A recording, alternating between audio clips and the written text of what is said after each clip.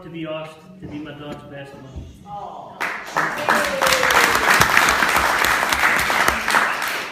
I'm not the best at speeches, but I've got a few words to say, so I'll give my best shot. Now, I don't know if any of you was expecting any embarrassing stories about my father, but my dad has way more ammunition than me. So I'm not even going to go there. But I'll give my father his due. He's put up with me for staying in his house and freeloading off him for 33 years. I always had it cushy staying in the house. £30 a week digs, sky, free food, and to be honest, I thought to myself, I'm in this for the long haul. and I'm not going to be moving out until my dad actually grabs me and physically throws me. But after I turned 30, I think there must have been some heavy prayer to God from my father when he realised I wasn't going anywhere anytime soon. But once my son Reese came along, and my room started to fill up with stuff, I finally had no choice but to move out and get a house of my own. But my father, he's put up with some grief over the years from his 3 bairns. And at one point in the house, there was me, Reese, Angela and Stuart, Sam, Rachel, Romy and her partner, my dad and Fergus. The house was chock full of people and it was just chaos. And it wasn't unusual if my old man was trying to grab some much needed sleep on the couch for Bairns to be up pulling his eyes and that. He never got a minute's peace, I don't think. So the fact that he's put up with us for so long, taking over his house, is a testament to his dedication as a father. Well, it's either that or he's a glutton for punishment.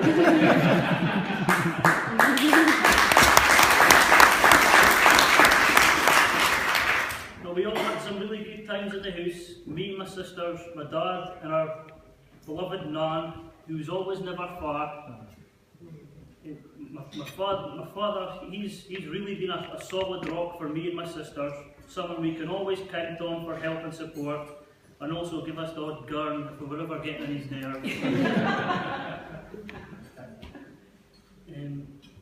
Now, I know this sounds like a cliche, but we genuinely, me and my sisters, we'd never have asked for a mere dedicated father. And I'm sure all the people in here will agree that he is a great man.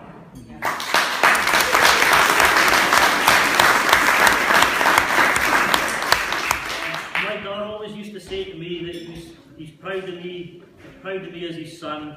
I'll tell you what, I'm proud to have him as my father.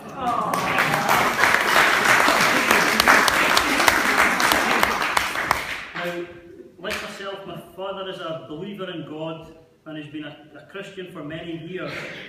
And I think when my father reflects on all the miracles that God has performed throughout history, such as parting the Red Sea and Jesus walking in the water, I think he regards God's greatest miracle as finally getting me out of his house.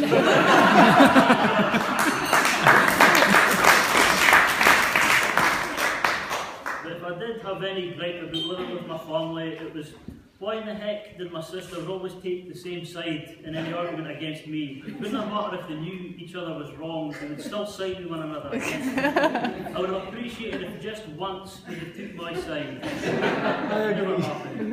But I've enjoyed the relationships I've had with my sisters over the years and the benefits that came with that relationship.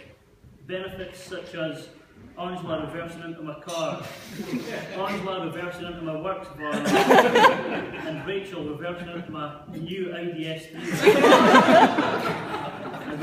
I can remember when that happened.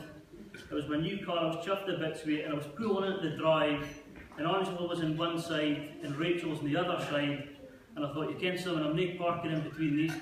So I parked it right out the other side of the street. Now, Rachel came reversing out that drive, and I don't know how the earth she managed to reverse that far, so I'm sure she did it on purpose.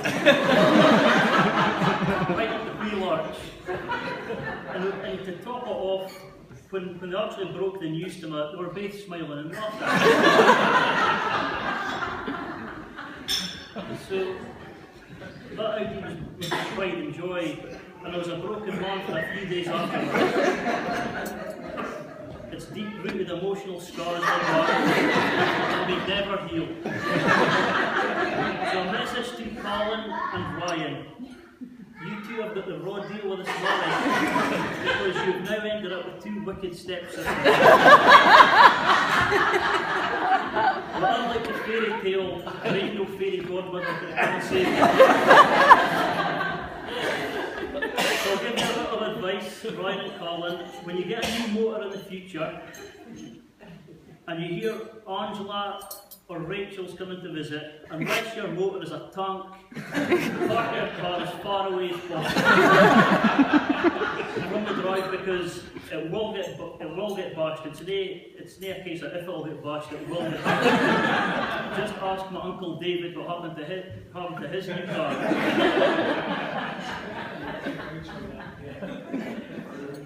So, as I've mentioned, we've all had happy times in my father's house in Hopeman.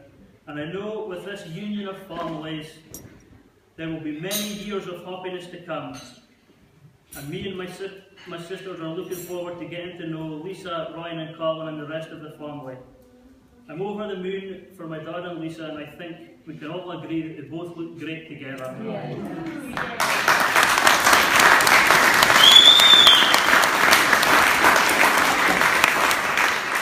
We also get a round of applause for the bridesmaids because they all look wonderful.